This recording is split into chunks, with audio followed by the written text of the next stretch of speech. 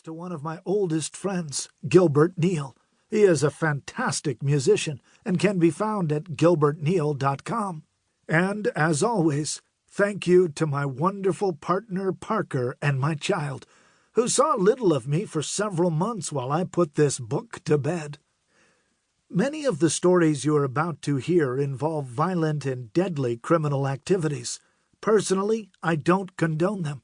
I am just piecing together history. Every major city in America has had its share of violent criminals, and their stories have been told, which is why I do this. It is history.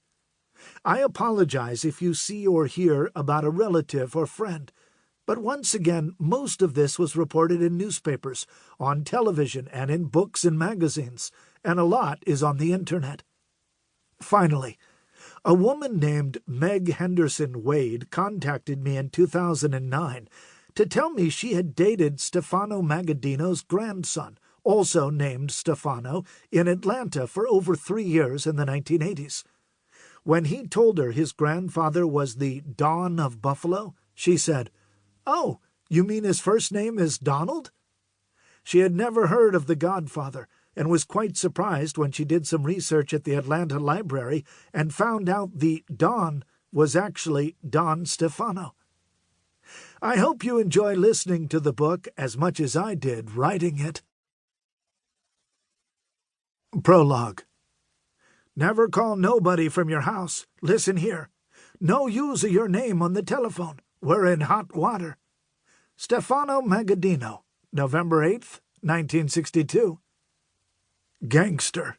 Just hearing the word, you probably have a picture in your head. The typical image of a well-dressed man in a suit and hat is the obvious thought.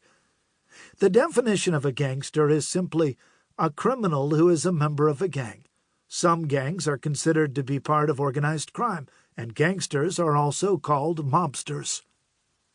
From the 1920s through the 1930s, the gangster developed into a persona that most people recognize today: John Dillinger, Al Capone, and so on. They all had monikers, either given by the police or the press: Babyface, Pretty Boy, Millionaire Kid. At the same time, Hollywood helped to shape what a typical gangster would look like. The late 1920s saw several gangster films released, and in 1930, one of the biggest, Little Caesar, starring Edward G. Robinson, created a character that people recognize: the fame, respectability, and wealth, the rise in power, and eventual downfall.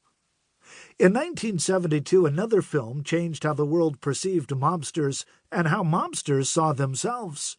The Godfather, with its star-studded cast, made the life of a mobster seem glamorous and dangerous. Mafioso watched it and started to imitate the movie. The kissing of the Godfather's ring was not something that happened in real life prior to the movie, but mobsters and the wannabes around them all fawned over the movie. In western New York, the pattern of gangsters and mobsters was similar to the national scene. During most of the 1920s and 1930s, criminals certainly fell into the gangster category, and although this is a gangster guide, suffice it to say that many of the people in the book are nothing more than common criminals. Some definitely had mafia ties, since the local boss, Stefano Magaddino, would never have let money slip through his hands without taking a cut. The mafia, as it is discussed in this book, is the crime family headed by Magaddino from 1922 until 1974, when he died. He was aware of, and his family played some part, in almost everything crime-related that went on in western New York during that time. Now, you must realize that no one was actually ever convicted of being a member of the mafia. Some were convicted of gambling, armed robbery, bank robbery, burglary, loan sharking, narcotics dealing, murder, and other nefarious crimes, but the mafia was a clandestine organization. Buffalo's mafia family, as it is called throughout this book, consisted of only about 150 members at its peak. So we can safely assume that everyone written about in this book was not necessarily a member of the mafia.